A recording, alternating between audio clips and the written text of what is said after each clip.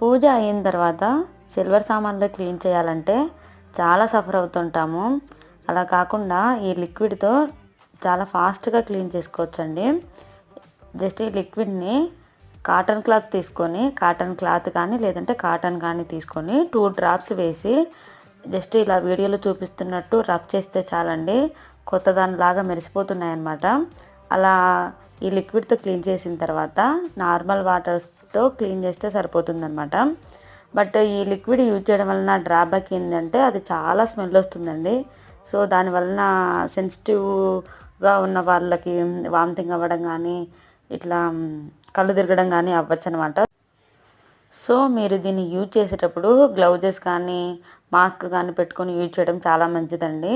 నేనైతే direct use చేశాను, నాకేం అవ్వలేదు. బట్ వీడియో షూట్ చేస్తున్న నా ఫ్రెండ్కి మాత్రం కళ్ళు తిరిగాయి, వామిటింగ్ కూడా అయ్యింది. సో